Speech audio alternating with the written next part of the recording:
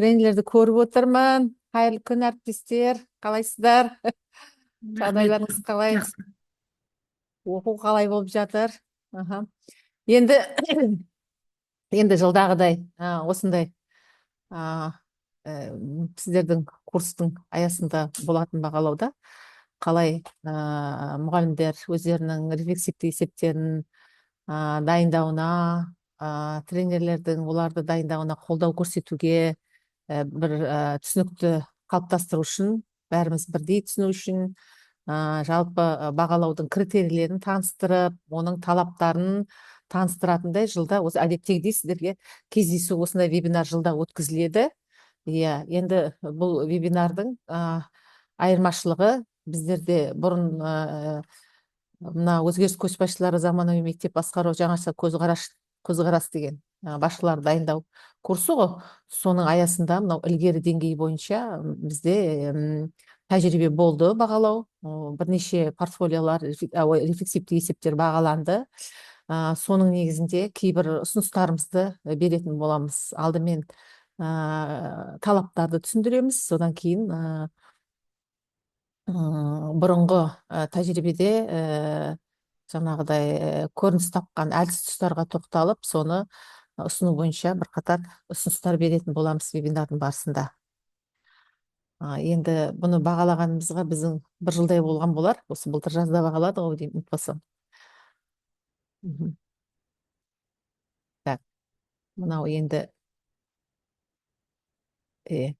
рефлексивті есептің өзі үш мынадай бөлімнен тұрады. Бірінші А бөлімі, бұнда көшбасшы және команда тиімді жұмысты ұйымдастыруға байланысты 700 сөз жазылады. Онда берілетін дәлелдер мінекей былай: ұйымда команданың дамуын ұйымдастыру, басқару және шабыттандырудағы көшбасшының өзіндік рөлін анықтау. Содан кейін команда қалай құрылады, яғни команданы қалай құрасыз, соны түсіндіресіз. Команданы өзара әрекетін ұйымдастыру үшін қандай жаңағы әдістер, тәсілдер, модельдер қолданылады, неліктен осы модельді пайдаланайын деп отырсыз команданы құруда, қалыптастыруда деген. Команда модельдердің бірі негізінде білім беру ұйымының басымдықтары, яғни бағыттарының бірі бойынша мектепті дамыту бойынша жобаны қалай жүзеге асырады, осыны түсіндіресіз. Содан кейін қосымша ретінде диагностика нәтижелерін, сауалнама, сұхбат, фокус топтың нәтижелерін салатын боласыздар. Бұл А бөлімі. Қазір әрбір бөлімге жеке-жеке тоқталамыз. Б бөлімі команданың кәсіби дамуын жоспарлау, бұл 500 сөз.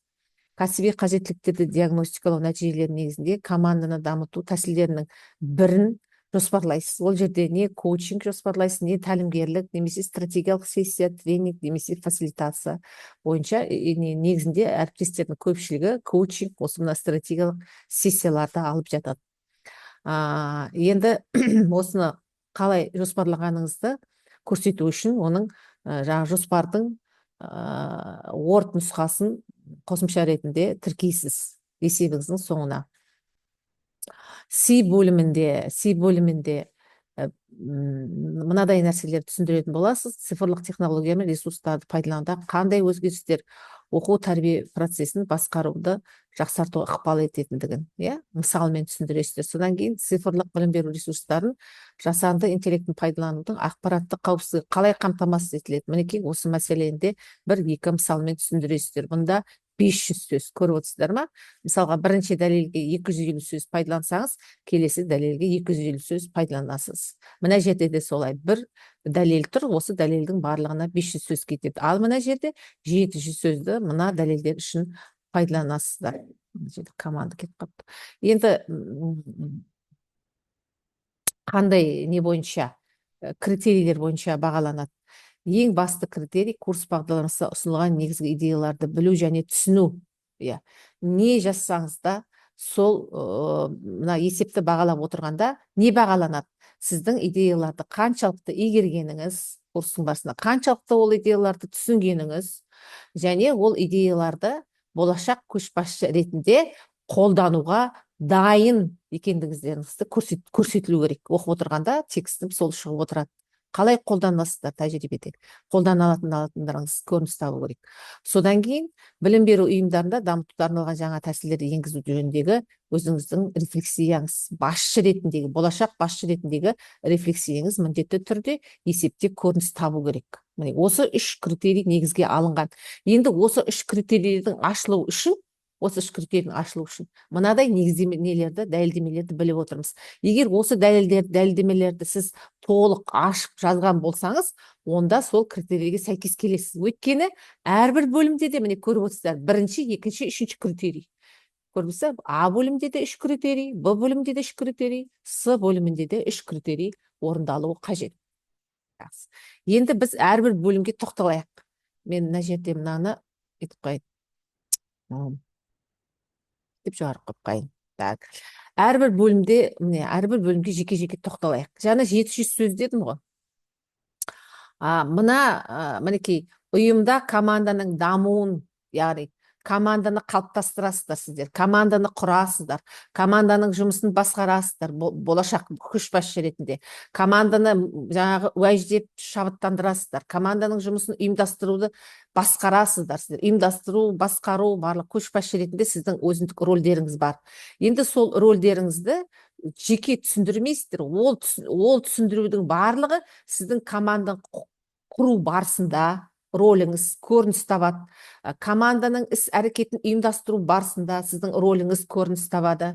Команданың моделі бойынша, бір модель бойынша, ұйымның басымдықтары бағыты бойынша жобаны қалай жүзеге асыратындығын, қалай басқаратындарыңызды жазған кезде осы роль, мына біріншісі, мына үш дәлелдің төңірегінде ашылатын болады.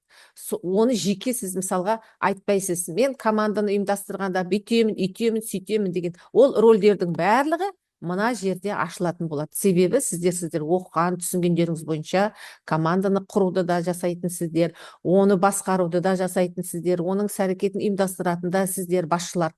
Сондықтан сол жердегі сіздің өзіңіздің жаңағы пікірлеріңіз, іс-әрекеттеріңіз арқылы оның рөлі ашылып отыратын болады. Сондықтан да міне екінші бөлігіне біз оны мына А бөлімін жазу бойынша бір қатар ұсыныстарды бердік. Мынадай.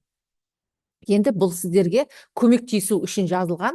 Бұдан да күштетіп жазатын болсаңыздар, сіздерге құбағып, ұқсат дей тұрғанменен жақсы түсінік болу үшін мынадай біз қалай жазу керектігін мына жерге түсіндіріп қойдық. Енді жазған кезде мектептің дамыту бағдарламасы бар ғой, сол бойынша онда бағыттар бар, дамудың бағыттары болады. Сол бір бағыты бойынша сіз жобаны іске асырғыңыз келеді. Таңдап аласыздар. Мысалға, мынадай бағыт бойынша өздеріңіз таңдап алыңыздар. Міндетті түрде ол болу керек. Оған көп сөз жазудың қажеті жоқ. Мінекей, мектептің дамыту бағдарламасындағы мынадай деген басымдық бойынша мынадай жобаны жүзеге асыру көзделіп отыр. Бітті. Енді осы жобаны жүзеге асыру үшін сіздерге не керек? Команда керек. Команда. Мінекей, осы команданы құру, команданы басқару, команданың жұмысын ұйымдастыру, сол жаңағы команда жүзеге асыратын жобаны жүзеге асыру бойынша жұмыстарыңызды, өздеріңіздің рөлдеріңізді, жасайтындарыңызды мына бөлімінде ашылу керек. Енді жазған кезде, мысалға, мінекей, біріншіден қараңыз, таңдаған басым бағыт бойынша жобаны іске асыру бойынша команда қандай міндеттерді шешеді? Мінекей, осы жерде айтып кетсеңіз болады. Мысалға, мінекей, осындай басым бағыт бойынша мынадай жобаны іске асырады, соның аясында команда мынадай нәрселерді жүзеге асырады, мынадай нәрселерді жасайды деп. Бұлардың барлығын сіздер болашақта жазасыздар. Бұл бөлімі. Бөлімі. Енді мына бір жазып кетесіз біріншіні. Енді сіз мектепке барғанда практиканың кезінде не істейсіз? Сол жобаны жүзеге асыру үшін команда қалыптастырасыз, команда құрасыз. Команданың мүшелерін таңдау керек. Команда мүшелері қалай таңдалады дейді. Және диагностика нәтижелерін ескере отырып, олардың рөлі қалай анықталады. Енді сіздердің материалдарыңызда 6-шы модульде көптеген материалдар бар. Команданың мүшелері қалай таңдалады? Команда қалай құрылады? Команданың әрқайсының рөлін қалай береміз? Қалай анықтаймыз оның рөлін деген сияқты мәселелер сіздерде көп берілген. Соларды сіздер тәжірибе алғанда не істейсіздер? Пайдаланып, жаңағы жүзеге асырайын деп отқан жобаны жүзеге асыратын команданы қалай таңдағандарыңызды, және олардың рөлін қалай анықтағандарыңызды, қандай роль бергендеріңізді, не себептен ол рөлді бергендеріңіздің барлығын жазасыздар. Бұл жерде жазған кезде, бұрынғы жазып жүрген есептерде берілген ресурстар бар ғой, соның ішіндегіні алады да копировать, ставить етіп жазады. Ол олай емес, сіздер бұл жерде білген бір бөлек, оны түсіну керек және оны қолдану керек. Сондықтан сіздерде рөлдерді анықтау, команданың мүшелерінің жаңағы рөлдерін анықтау, сипаттамаларын анықтауға байланысты сіздерде құралдар бар, диагностикалық құралдар бар. Енді біреуін айтайын, мысалға Бельвин моделі немесе Бельвин тесті деп айтасыздар. Мінекей осыларды пайдаланасыздар, соның нәтижелерін қарап отырып, команданы құрып, рөлін анықтайсыздар. Және оны кез келген емес, ол бір не болмайды, бәріңізде олай болатын болса, бәріңізде бірдей команда болып кетеді. Бұл ненің аясындағы команда болады? Жаңағы сіздің жүзеге асырайын деп отырған жобаңызға қатысты болады. Түсініңіз ба? Акцент соған байланысты жасап отырасыз. Мысалға, сол жобаны жасау үшін сіздерге қандай мүшелер керек, қандай адамдар керек, және олардың жұмысын тиімді ұйымдастыру үшін ол командада кімдер болу керек деген сияқты сондай мәселелерді жазасыздар. Оның барлығы сіздердің 6-шы модульдің ресурстарында керемет етіп жазылған, соны жақсылап оқып отырып түсіндіріп жазасыздар. Енді сіз көшбасшы ретінде команданың жұмысын қалай ұйымдастырасыз? Міне сіздің рөліңіз шықты. Міне осы жерде қалай ұйымдастырасыз жазасыз. Сол кезде сіздің көшбасшы ретіндегі рөліңіз көрініс табу керек. Енді әріптестеріңіз және олардың жұмысын ынталандыру дейді. Әріптес болғанда енді команданың ішіндегі мүшелері ғой, және команданың дамуын басқару үшін қалай шабыттандырасыз оларды. Соған бір-екі мысал келтіресіздер. Бұл жерде де сіздің өзіңіздің көшбасшылық рөліңіз, өзіндік рөліңіз көрініс табады. Себебі сіз команданың жұмысын ынталандырайын деп отырсыз, шабыттандырайын деп отырсыз, оларға мысал келтіресіз. Оның барлығын сіз өзіңіздің білетін біліміңізді пайдаланасыз. Көпшілік жағдайда өзінің білетін, басқа интернеттен андан-мындан алған мәселелерді жазып кетеді әріптестер. Ең бастысы, мына бағдарламаның аясында керемет материалдар берді ғой, соларға сүйеніңіздер. Сіз игерген, түсінген стратегияларға, түсінген әдістерді негізге алыңыз. Неше жазып тұр, негізделген деп. Одан кейін қараңыз, жобаны жүзеге асыру басында команда қатысушыларының өзара іс-әрекеті қалай ұйымдастырылады?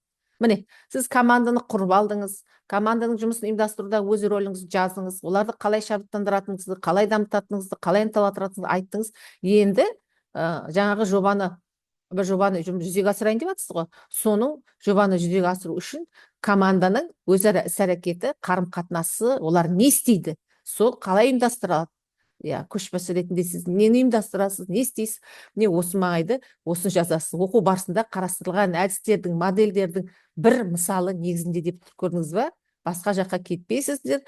Оқу барысында оқылған әдістерге, тәсілдерге, идеяларға, модельдерге сүйенесіздер.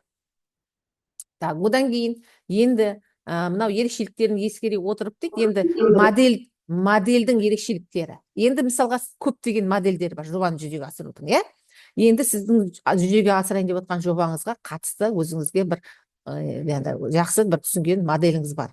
Сол модель негізінде сіз жаңағы команда жобаны қалай жүзеге асырады, соны түсіндіресіз. Көрдіңіз ба? Сол кезде бұл жерде сіз жобаны қалай басқаратыныңызды, қалай жүзеге асырылатыныңызды, жаңа модельді қалай білет түсінетініңізді, модельді қалай қолдана алып отырғандарыңыз ашылатын болады. Түсініңіз ба? Енді жазған кезде сіздер бұрынғылар алады да, Agile моделі ме, Agile моделінің этаптарын копировать, мына ставить етеді. Шын мәнісіне келген кезде сіз оны не істеуіңіз керек? Білу бір басқа, оны түсіну керек, және оны не істей алу керек? Қолдана алу керек. Себебі бұл жерде тек қана білу критерий тұрған жоқ қой, екінші, үшінші критерий қолдану мен рефлексия тұр. Сондықтан да ол модель сіздің жаңағы жүзеге асырайын жатқан жобаңызға қатысты қалай жүзеге асырылатынын айтып отырасыздар. Себебі жобаны қалай жүзеге асырылады? Жобаңыздың атауы бар ғой, жүзеге асырайын деп отқан. Мінекей осы нәрсе 700 сөз. Жақсылап әр сөздеріңізді өздеріңіз ұйымдастырасыздар. Мыналарға бөліп арттырып отырасыздар. Біреуіне көп сөз жазып, екіншісіне аз сөз жазып, мына критерийлер ашылмай қалып жүрмесін, соны ескересіздер. Енді қосымша ретінде жаңа айтылды ғой, диагностикалық нәтижелер дегенде, мысалға команданы құруға байланысты, команданың мүшелерінің рөлдерін анықтауға байланысты жасаған жаңа тесттеріңіз бар ма, жаңағы соларды қарап, диаграммаларыңыз бар ма, графиктеріңіз бар ма, мысалға деректер алдыңыздар ғой, сол деректерді талдайсыздар ғой, соның нәтижесін мына жерге салып қоясыздар қосымша ретінде. Бұл A бөлімі.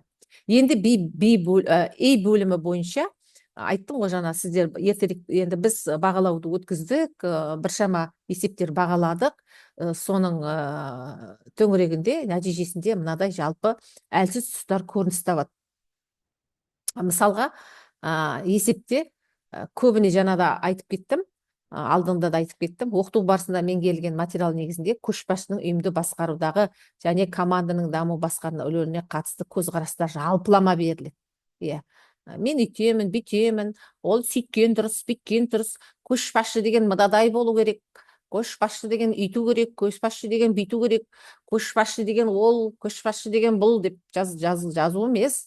Сіздің жаңағы команданы құру, команданы қалыптастыру, команданы шабыттандыру, команданың жұмысын басқарудағы рөлдеріңізді нақты мысалдармен ашып көрсету керек. Мінекей, ұйымдастыру бол, өз әрекетіңізді нақты мысалдармен келтірулеріңіз керек. Түсініп отырсыздар ма? Сонда нақты мысалдармен өз әрекеттеріңізді келтірсеңіз, сіз көшбасшының рөлін тек қана біліп қана емес, оны түсініп детіңізді жақсы, яғни сол рөлді болашақта көшбасшы ретінде жақсы атқара алатыныңызды көрсететін болады. Келесі енді диагностика нәтижелері команданы құруда және жобаны іске асыру бойынша оның жұмысын жоспарлауда қалай пайдаланылғаны түсіндірілмейді. Мысалға, бұл не? Диагностика Бельвин тесін алдық дейсіздер. Жақсы. Аласыздар да қосымшаға салып қоясыздар. Бірақ оның нәтижелері талданбаған, оның нәтижелерін өздеріңіз талдағанда есептің ішіне жазудың қажеті жоқ, ана қосымшаға, графикке бүйтіп салып қойсаңыздар болады. Соның нәтижелерін ана жерде есепте пайдалану керек. Мысалға, мінекей, мынау қандай болды? Бұл жаңағыдай команданы басқара алатындай, идея ұсына алатындай адам болып көрініп тұр. Бәленбай пайызға. Немесе мына адам былай болып тұр. Демек, мен мына адамды кім ретінде алуым керек бұл жерде? Команданың генераторы, идея генераторы ретінде, немесе тағы сияқты жазасыздар. Сондықтан команданың құрамын анықтау, олардың жобаны іске асыру жұмысын жоспарлау кезінде диагностика деректерінің қалай пайдаланғанын көрсету депті. Көрініп тұру керек сіздің есептеріңізде, ана диагностиканың деректеріне сүйене отырып құрамды анықтағандарыңыз және жобаның жұмысын іске асыруды қалай жоспарлағандарыңыз көрініп тұру керек. Содан кейін мына жерде келесі өзара әрекеттесу модель, модельге байланысты. Модельге байланысты айттым ғой, мысалы, аласыздар да, модельді аласыздар да, жазылған неде ресурстан копировать етесіздер, жаққа қойып қоясыздар. Осы модель деген керемет, ол мынаны бүйтеді, ол сөйтеді, ол мынаны керемет ұйымдастырады, осындайға пайдалануға күшті, оның артықшылығы мынада деп айтасыздар. Ол тек қана білуді ғана білдіреді. Ал сіздерге не керек? Түсіну мен қолдану керек. Сондықтан да сіздер аласыздар да команданы таңдаған модельді қолдану арқылы мектепте аясында қалай жүзеге асырылатынын сипаттау керек, немесе түсіндіру керек. Немесе команданың өз әрекетін ұйымдастыру үшін таңдалған модельдің тәжірибеде қалай қолданылатынын түсіндіру керек. Міне осы ұсыныстарды ескерсеңіз болады. Осыны ескертсеңіз болады. Негізінде мына неде өте жақсы берілген. Осыдан ауытқымай, осы бойынша жазып шықсаңыздар, есеп толықтай ашылады. Бірақ та енді бұны әркімнің қалай түсінуі, интерпретациясы әртүрлі болып жатады. Сондықтан да кейде есептер, бір есептер күшті болса, бір есептер әлсіз, бір есептер орташа болып жатады енді. Енді келесі B бөлімінде мінекей команданың кәсіби дамуын жоспарлау. Сіздің жаңа құрған командаңыз бар. Ол команда не істейді? Сіз таңдап отырған бір басымдық бағыт бойынша мектептің дамыту жоспарындағы, бағдарламасындағы жоспар деппін ғой, бағдарламасындағы біз бағыт бойынша бір жобаны іске асырайын деп жатырсыз. командаңыз. Енді ол команда сол жобаны жүзеге асыру үшін ол команда не істеу керек? Даму керек қой. Даму үшін оның қандай да бір қажеттіліктері бар, кәсіби қажеттіліктері бар. Сондықтан алдымен сіз оның не істеп аласыз? Диагностика жүргізіліп, команданың ішінде құрамындағы мүшелердің кәсіби қажеттіліктерін анықтап аласыздар. Міне соның қандай қажеттіліктер анықталды. Иә. Оны қалай анықтадыңыз? Не жүргіздіңіз? Сол бойынша айтып түсіндіресіз де. Иә.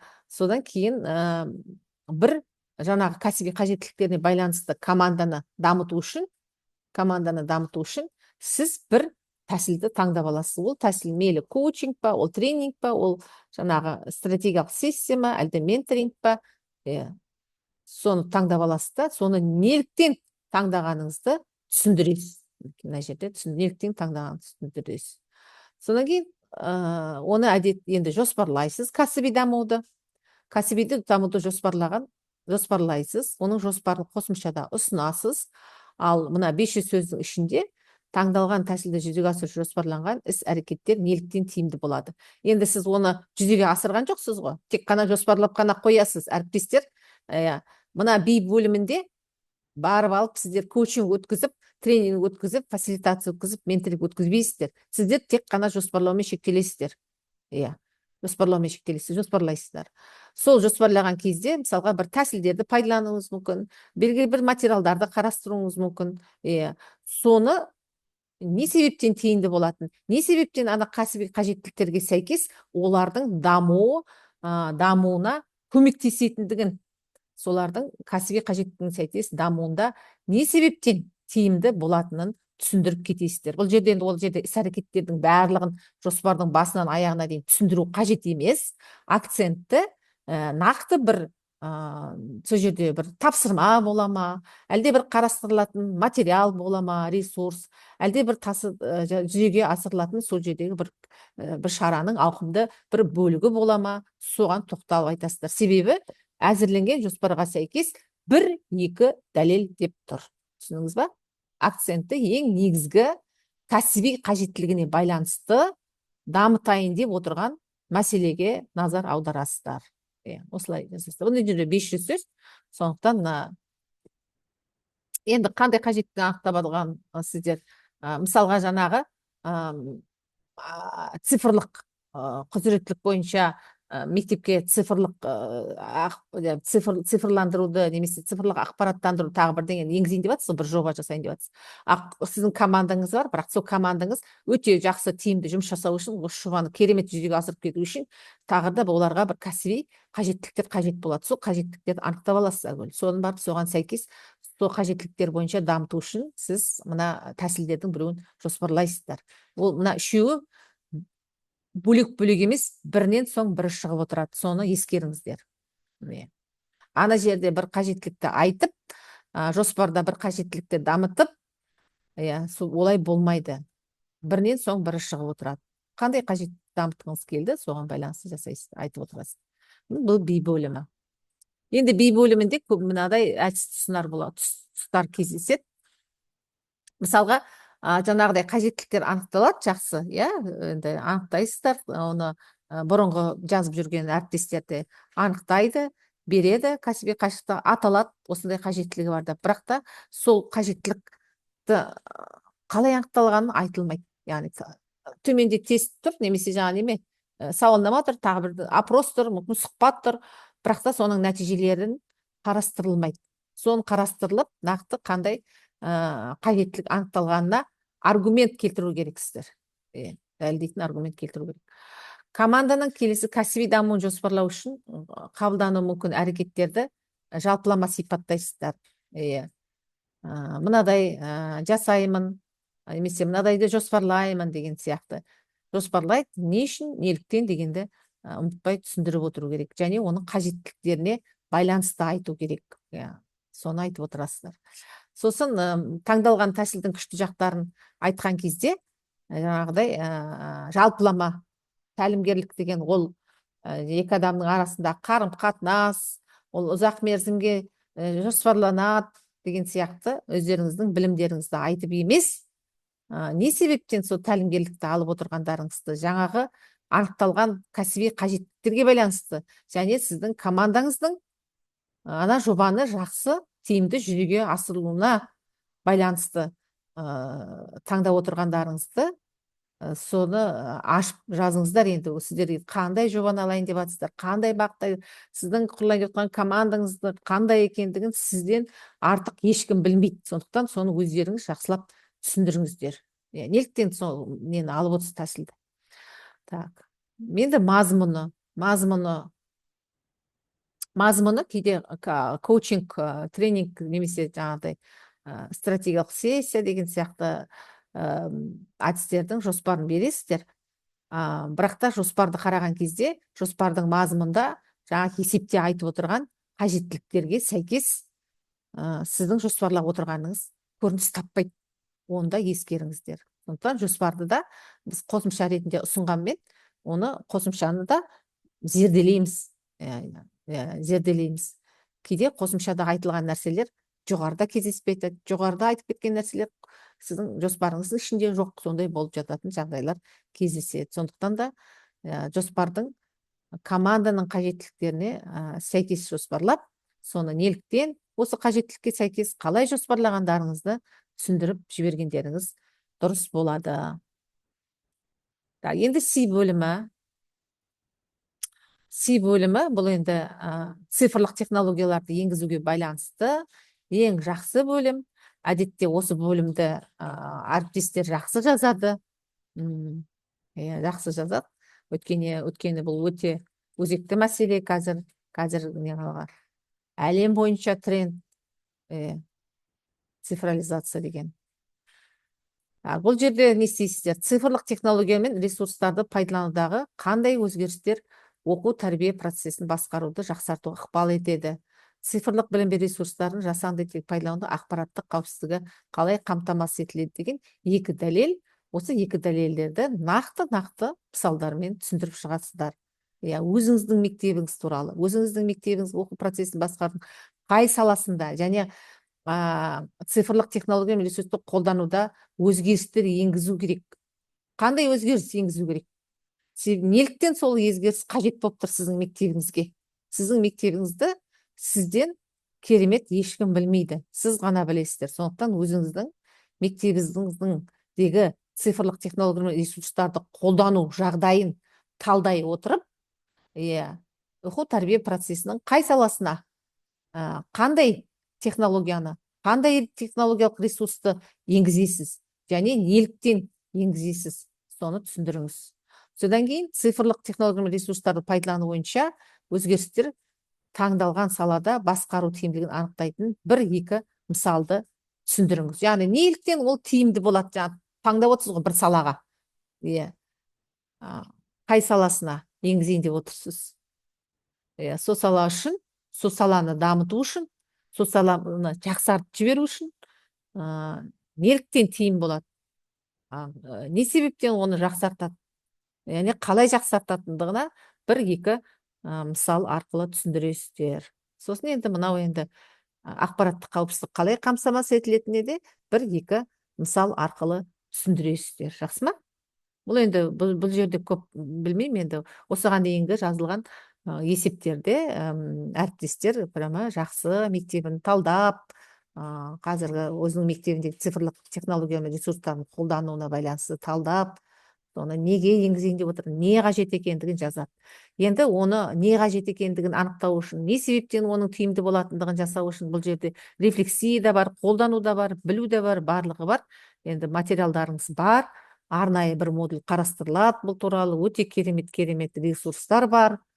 Солардың барлығын түсінгендеріңізді, соларды болашақта өз мектептеріңізде сол идеяларды, тәсілдерді өз мектептеріңізге енгізе алатындарыңызды, және ол мектепке неліктен енгізе алатыныңызды, оның тиімділігін сіз болжай алатыныңызды басшы ретінде осылай осы ішінде оқыған кезде көрініс тауып отырады сіздердің түсіндірмелеріңіз арқылы. Және де басшылар, болашақ басшылар болсын, қазіргі басшылар болсын, олар рефлексивті басшылар, рефлексивті басқару дейміз. Сондықтан рефлексияларыңыз жақсы жүзеге асып отыруы маңызды. Соған да көңіл бөліңіздер. Бұнда қандай әдіс тұстар кездеседі енді? жаңағы ықтимал өзгерістер, мына өзгерістер енгізем деп айтасыздар ғой, иә, мынадай өзгерістер, бірақ та ол өзгерістер не себептен өзгерейін деп енгізейін деп отырғаныңызды айтпайсыздар. Яғни сол мектепте қандай қажеттіліктер болды, қандай қажеттілікке байланысты енгізейін деп отырсыздар, соның мысалымен түсіндіру қажет болады. Соны айтпай кетесіздер. Енді кейбір әлсіз есептерде ондай жағдай кездеседі. Білім беру процесін басқарып жақсарту үшін анықталған қажеттілік негізінде білім беру ұйымда жүзеге асыратын әрекеттердің нақты мысалдары келтірілмейді дейді. Яғни цифрлық технологиялардан, ресурстардан нені енгізейін деп отырсыздар, соның нақты мысалын қалай енгізейін деп отырсыздар, соның барын нақты мысалмен түсіндіру керек. Қауіпсіздік қамтамасыз етуге мұнда да кездеседі, кейде, яғни жазасыздар, корпоративті почта ашу, парольдардың құпиялығын қамтамасыз ету, тағы сол сияқты бүйтіп тізіп қоясыздар. Бірақ ол неге қажет?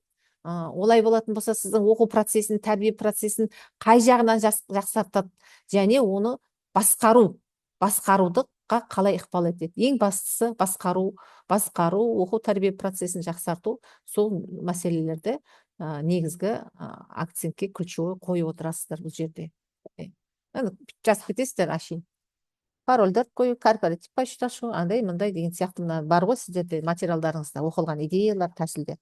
Бірақ та соны мектебіңізге енгізсеңіз, сіздің мектебіңіз қай жағынан жақсы болып кетеді, және сол мектептегі басқару жұмысына қалай ықпал етеді, басқарудың қалай жақсартады, оқу процесін, тәрбие процесін қалай жақсартады, оған қалай ықпал етеді деген нәрселерді жазыңыздар.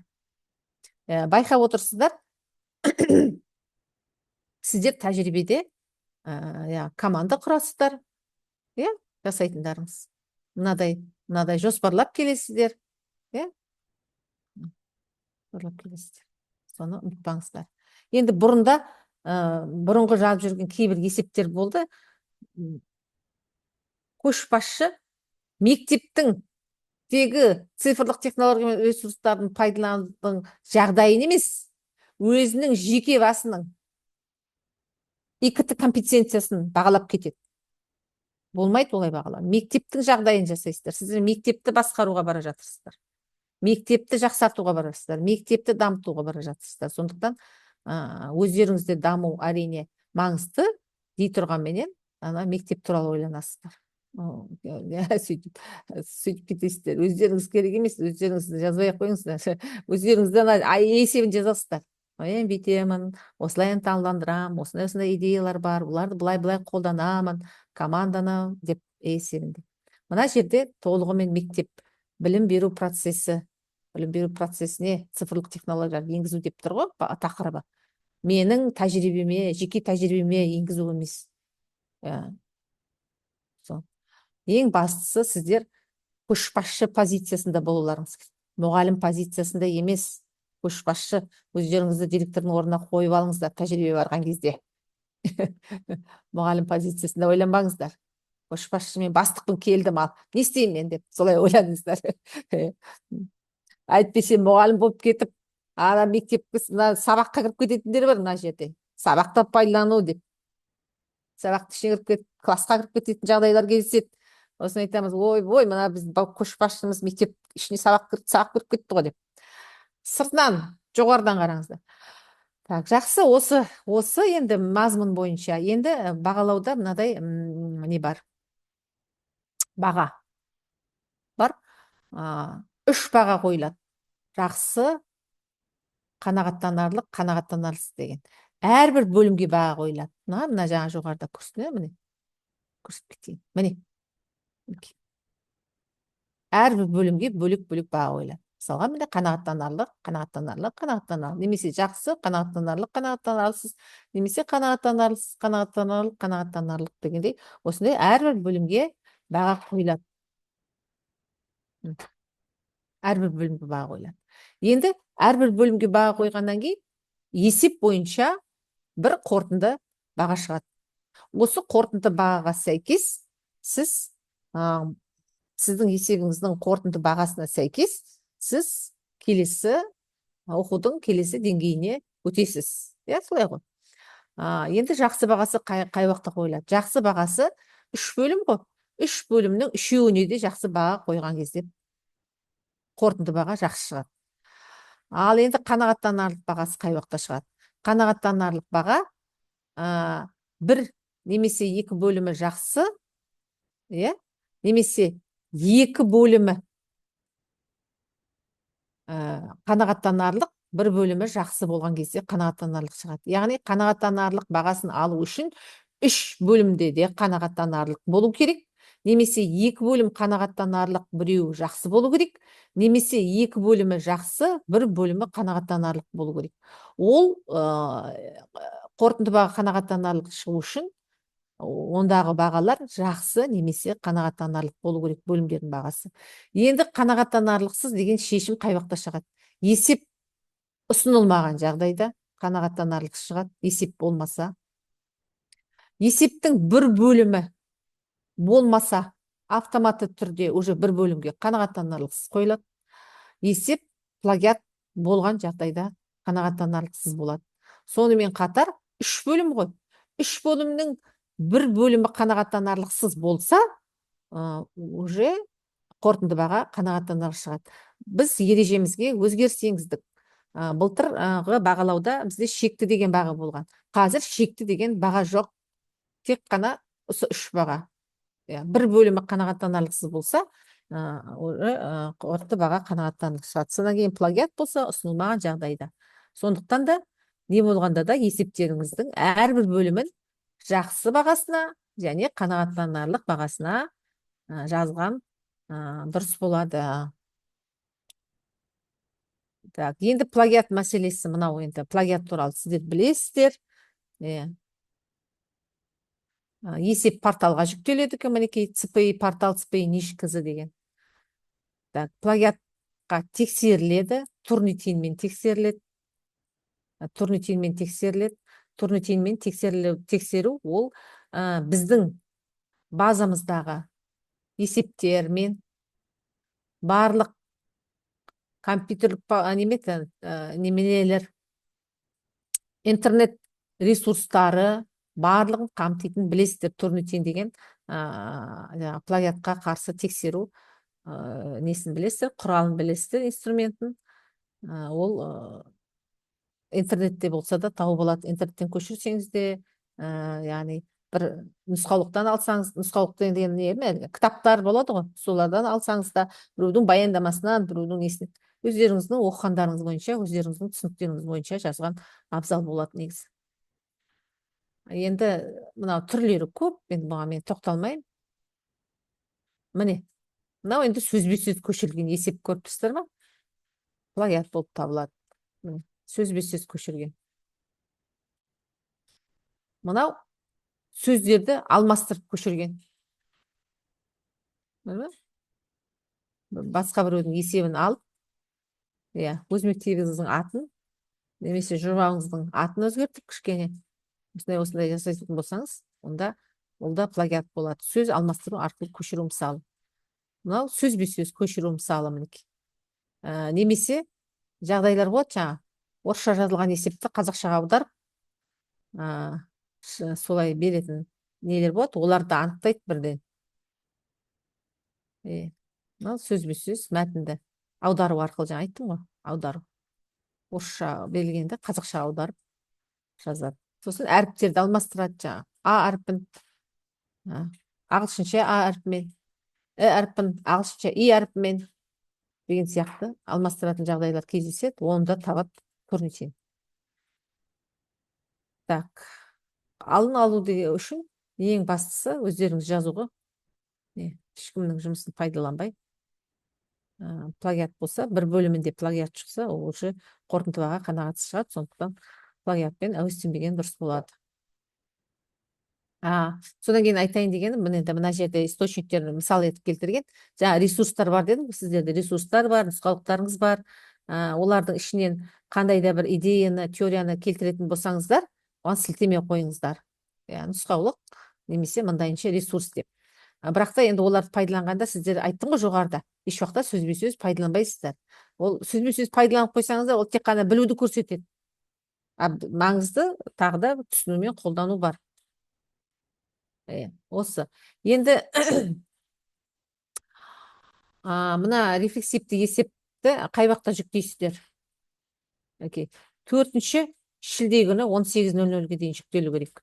26-сы менен 26 июнь менен 4 июльдің ортасында, яғни маусым, 23 маусым 4 шілде аралығында жүктейсіздер. Портал 4 күні сағат 6-да жабылады. Портал 6-да жабылады. Енді мына мәселені айтқым келеді. Сіз 4 күні 6-да жабылады екен деп, сағат 4-ге 5-ке дейін, немесе 4-ке 2-ке дейін жүріп алмаңыздар. Тәжірибеде болған жағдайлар бар. Үйіне жете алмай қалған, пробкада тұрып қалып, жүктелмей қалған. Немесе үйіне барып, компьютерін қосып жүктейін десе, интернеті болмай қалған жағдайлар. Оның бәрін біздің ЦПИ қарамайды. 18:00-ге дейін кімнің жұмысы жүктелді, 18:00-де, ровно 18:00-де барлық есептерлер қабылданып алады. Одан кейінгі жүктелген есептер жүктелінбейді де, оларды қабылдамайды да. Естеріңізде болса. Сондықтан жаңағыдай рисктерді алдын ала алып, 4 күніне дейін жүріп алмай, үшіне уже жүктеп тастаңыздар. Ең болмағанда 4-не түске дейін жүктеп тастаңыздар. Өздеріңіз қараңыз, жағдайларыңызға қарай. Ең соңына қалдырмаңыздар. Ең соңына қалдырып, басқа бір андай форс-мажорный дейді ғой, сондай жағдайлар кездесіп қалып, өздеріңізде сала алмай қалмай жүрмеңіздер. Сала алмай қалып едік, үйтіп едік, бүйтіп едік дегенді оны ескермейді ешқандай да. Ереже бойынша сағат 18:00-ге дейін тапсырылу керек, болды. 18:00-ге дейін кімнің есебі тапсырылды, сол есептер ғана бағалауға қабылданатын болады. Сол күні бірден плагиатқа тексеріледі бүкіл есептер. Сосын енді эксперттер 8 мен 11-нің аралығында бағалайды, 14 мен 17-нің аралығында не жасайды? Немет әлгі? Модерация жасайды. Модерация жүргізіледі. Модерацияға жаңағыдай қанағаттанарлықсыз бағасы алынған есептер қайта қаралады. Бірнеше эксперттерменен қайта қаралады. Яғни шешім, ең соңғы шешім, бүкіл есеп бойынша шешім алқалы түрде бірнеше адамның қарауыменен нетеді, шығарылатын болады. Оны ескеріңіздер. Бір адам қоймайды есепке. Бірнеше адам қарайды есепті. Естеріңізде болсын. Сол.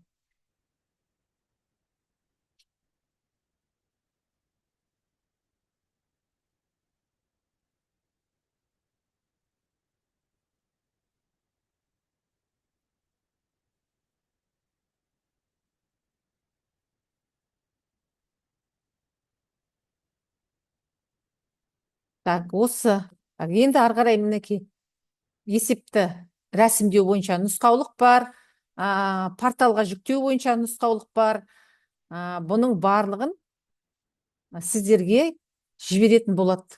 2 апта бұрын, бағалаудан 2 апта бұрын, жүктеуден 2 апта бұрын. Жаңа жүктеу 4 дедік қой. Соған дейін 2 апта бұрын тренерлерге мына порталмен жұмыс туралы, порталға есепті жүктеу туралы, есепті жазу нұсқаулығын ертерек беріп қоятын шығар енді, мына рәсімдеу нұсқаулығын. Соның барлығын бізде Абылайхан деген менеджер бар, осы программаға жауапты, сол тренерлерге жіберетін болады. Сосын оның айтқаны, тағы да 2 апта бұрын чат құрамын деді. Бүкіл нелерменен, тыңдаушылармен нелерменен сұрақтары болса, олардың тренер арқылы шығады деді. Тренер ғана қояды деді сұрақты. Тренерге қоясыздар. Тренер біздің Абылайханға қояды. Абылайхан тренерге жауап береді. Тренерлерің сізге жауап беретін болады. Тренерлерің сізге жауап береді. Мына нені, нұсқаулықтардың барлығын сіздерге жібереді. Барлығын. Мұнан қазір мен айтып отырмай-ақ қояйын. Осы, қандай да бір сұрақтарыңыз болса, тренерлер тарапынан сұрақ қойсаңыз болады. Енді бұрын беріп жүрсіздер, бұрын бағалауға есеп ұсынып жүрсіздер. Мейрамкүл ханым, сәлеметсіз бе? Түсінікті, рахмет сізге, түсінікті. Осы. Мейрам Көжешқызы, сәлеметсіз бе? Сәлеметпін. Ерболат, қалайсыз? Көрсеткен рубриканы осы жерге жібере аласыз ба? Word форматын. Рубрика ма? Рубрика, Рубрика жоқ па сіздерде? мына өзгерген, мынау шекті деген алынғаны жоқ бізде. Иә. Қазір мен Абылайханға айтам, тренерге жібер деймін. Орысшасында, қазақшасында.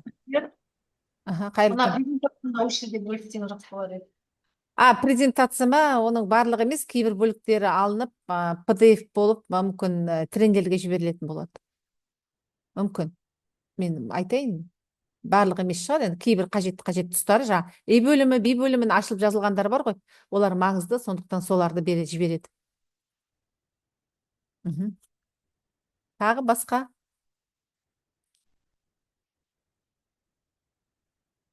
Рахмет, Мейрам Жайсұлтына бәрі түсінікті. Мына кадр резервте Teams'та чат бар ғой, соған сатып барлығы. Кадр резерві деген Teams чатты біз бар ма екенбіз? Бар Teams'та, соған жіберсең. Қай жылғы? Соған жібере беріңіздер. Мен Абылайханға айтайын, жаңа проформаны, қана шекті деп алынған проформаны алып, орысша, қазақша барлық тренерлерге жіберіңіз деп айтайын. Сосын мына презентацияның жаңа A бөлімі, B бөлімі ашылған бөліктерін алып, PDF қылып, тоже жібер деп айтайын. Иә, рахмет. Сіздерменен байланыс кімде ғой? Абылайханда ғой, барлық тренермен байланыс. Саламатсыз ба, қайырлы күн әріптестер. Абылайхан естіп отыр екен. Менің есімім Абылайхан Ералыұлы болады. Осы бағдарлама бойынша жауапты менеджерім болам. 2 апта қалғанда жүктеуге, қазір айтамын. 23-ші күні осы чат құрастырамын. Чатта бүкіл тренерлерді қосып, тренерге толық ақпарат жеткіземін. Әр топта бір жеке сілтеме болады порталға тіркеуге және өз рефлексия есептерін жүктеуге үшін. Және бір маңызды нәрсе сізге айтап өтейін. Мейрам Гүлжашылқызы, можете переключить на слайд, где требования к оформлению. Оформление ма? Иә. Еще. Иә, осы жерде. Әріптестер, назар аударыңыз. Сізде әр үміткерде тек бір файл болады. Word форматында бір файл. Сол бір файлдың ішінде сізде 3 бөлім болады. A, B, C бөлімі және қосымшалар да сол файлда болады. Мысалы, A бөлімі болады, текст, сон артынан уже қосымшаны добавите. Ары басталады Б бөлімі, текст, қосымша. Ары осылай кете береді. Және маңызды нәрсе, осы файл, әр үміткерде бір файл болады, көлемі 10 мегабайттан аспауы керек. Себебі, егер сізде рефлексия есеп 12 мегабайт, 15 мегабайт болса, біздің порталға сіз жүкте алмайсыздар. Тек 10 мегабайт это максимальный допустимый размер. Түсінікті, иә? Түсінікті. Және ең соңғы 1-2 сағатқа қалдырмай, ертерек жүктеуге сізге сұраймын. Себебі ең соңында мүмкін сізде свет өшіп қалады, кейбіреу техникалық жағдай болса, возможно, не успеете. Сағат 6-та портал цепи жабылады, ары қарай уже қайтадан жүктеуге мүмкіндік сізде болмайды. Және сондай жағдай болады. Мысалы, сіз 1-2 күн бұрын өз рефлексия есептен жүктедіңіз, ары қарай сіз кішкене доработка жасап, жаңартылған версияны қайтадан жүктеуге сізге болады бірнеше рет. Мысалы, 1 рет жүктедіңіз, бірінші версия, ары қарай доработка жасап, кері байланыс алып, мысалы, тренерден қайтадан жүктеуге болады. Пока портал не закрылся, вы можете загружать хоть сколько раз версию менять. Түсінікті ғой, ол ақпарат бәрі инструкцияда болады. Тренерге жіберем. Получается, әр топқа тіркелу үшін сілтеме болады және екі тілде инструкция. для претендентов. Жақсы, рахмет әріптестер. Мгм. Сұрақ бола ма екен, сәлеметсіз бе, Атырау қаласынан? Иә. Жақсы. Есеп жазған кезде қайталанатын сөздер бар, қайталанатын идеялар бар, солар қаншалықты плагиат болып саналады? Уникальность проценті қандай плагиаттың? Плагиаттың уникальности деген жоқ. Плагиат деген өзі жаңағы ниетіне қарамай, көлеміне қарамай алынған идеялар, ойлар, пікірлер, мәтіндер плагиат болып табылады. Енді қайталанатын сөз болғанда, енді бір сөз, екі сөз, оны плагиатқа есептемейміз ғой. Енді көшбасшы деген сөз бірнеше рет кездесуі мүмкін, команда деген сөз бірнеше рет кездесуі мүмкін. Ол тұтастай абзац түрінде, сөйлем түрінде кетеді. Және осы сұраққа қосып жіберейін, құрметті әріптестер, сәлеметсіздер ме? Жалпы плагиатқа тексергенде алдымен Turnitin бағдарламасы арқылы тексеріледі ғой. Одан кейін қолмен тексеріледі. Ол тек қана жаңағы компьютердің жаңағы күшіне қарамаймыз. Сонымен қатар әрбір жаңағы плагиатқа жаңағы ниеті бар жұмыстар, оның барлығы қайтадан эксперттердің барлығының қолынан өтеді. Ол қолмен қайтадан қаралады.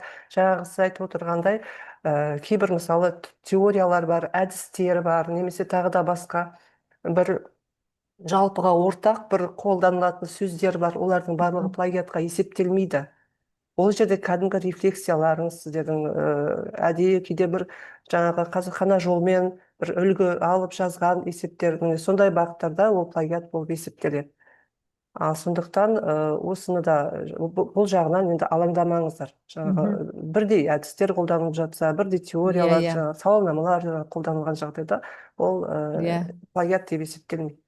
Жоғарыда айттым ғой, сілтеме қоясыздар теорияларға, неге байланысты нелеріңіз бар ғой, материалдарыңыз өздеріңіз.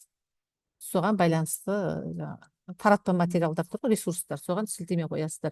Бірақ та оны тұтастай көшіріп алмайсыздар деп айттым ғой. Ол көшіріп алу деген сөз тек қана білуді білдіреді. Онымен қатар қолдану, рефлексия бар. Сондықтан осыны ұмытпаңыздар. Мен оны алдым, жерге жаздым, ол дәлел болып табылады емес. Өйткені проформаны тағы ашып отырмын. Проформада жазылып тұр, түсіндіру керек. Мысалға сіз жаңа команданы қалай құрғаныңызды жаздыңыз, біреуден көшіріп алдыңыз. Ол енді плагиат болады. Себебі біздің проформамыз бойынша талап тұр. Команда қалай құрыладыны сіз түсіндіруіңіз керексіз. Сонда сіз біреудің түсіндіргенін сіз алып тұрсыз. Ол енді плагиат болады. Кім Дәріс Дәрібаев жақсы айтып кетті. Agile мысалға модельдер бойынша атаулары, модельдердің жаңағы түсінігі, қадамдары, олар бәріңізде мүмкін бірдей болуы мүмкін. Бірақ та ол қадамдардағы сіздің жобаңызға байланысты іс-әрекеттер, ұйымдастыру жұмыстары, басқару жұмыстары, ол басқа болуы керек. Екінші сұрағым бар. Мысалы, бір мектептен екі тыңдаушы қатынасып отырмыз. Енді сауалнама қорытындысын салған кезде қалай саламыз? Айтайын. Бір мектепте сіз айттық қой жаңа, дамыту бағдарламасының ішінде бірнеше бағыт бар. Міндетті түрде екеуі бірдей бір бағытты алып, немесе бірдей бір бағыт бойынша бір жобаны жүзеге асыру деген сөз емес. Екеуі екі бағытты алсын, екеуі екі жобаны алсын. Ол бір ме? Екіншіден, командаға қатысатын адамдар мектепте 200 мұғалім бойынша, сол екеуі бірдей, сол 4-5 мұғалімге алмайтын шығар енді. Басқа мұғалімдерді алсын. Солардың нәтижелерін талдасын. Соларға тест өткізсін. Сонда олардың нәтижелері басқа болады. Менен мысалға сіз екеуміз екі басқамыз. Сол сияқты біздің қасиетіміз, дағдымыз, құзыреттілігіміз басқа. Сондықтан тест алған кезде мұғалімдердің нәтижелері, диагностика нәтижелері басқа болады. Басқа мұғалімдерден алсын. Ол адам басқа мұғалімдерден алсын. Сондықтан оның нәтижелері бірдей болып шықпайды. Екеуі де белбенді қолдану мүмкін, бірақ та оның нәтижелері бірдей болмайды. Өйткені олар әртүрлі басқа мұғалімдерден алды. Так, басқа не бар? Жоба басқа болсын, бағыт басқа болсын. Айттық қой, жоба аясында өзінің таңдап отырған, жүзеге асырайын деп отырған жобасының аясында түсіндіреді дедік. Сол себептен де өзгешелік шығып отырады дедік. Әйтпесе бәріміз бірдей егер жобаны алмасақ, бағытты алмасақ, онда біздің есебіміздің барлығы бірдей болып шығады. Сондықтан жаңағыдай акцент бағыт бойынша жобаға акцент қойылып отырады. Модельдер басқаша болуы мүмкін. Алып отырған. Жобаға байланысты. Модельді, команданы құру модельдері басқа болуы мүмкін. Көшбасшының рөлдері басқа болуы мүмкін. Жаңағы неге байланысты, командаңызға байланысты құрған. Біріңіз коучингті алсын, біріңіз тәлімгерлікті алсын. Оның құрған командасы бөлек мектепте. Оның қажеттілігі бөлек. Екінші мұғалімнің құрған командасының қажеттілігі бөлек. Екеуі екі басқа болады ғой, қалай болғанда да. Себебі оның құрамындағы адамдар басқа. Олардың дағдылары басқа, құзыреттіліктері басқа, олардың білімі басқа. Екеуінде бірдей еш уақытта ондай қажеттілік анықталуы мүмкін емес. Тағы қандай сұрақ бар? Сұрақ болмаса аяқтайық. 1 сағаттай болды. Жақсы, 1 сағатқа жоспарлап едік. Жақсы, рахмет. Жақсы, рахмет, Мейрамкүл ханым. Түсіндік, рахмет.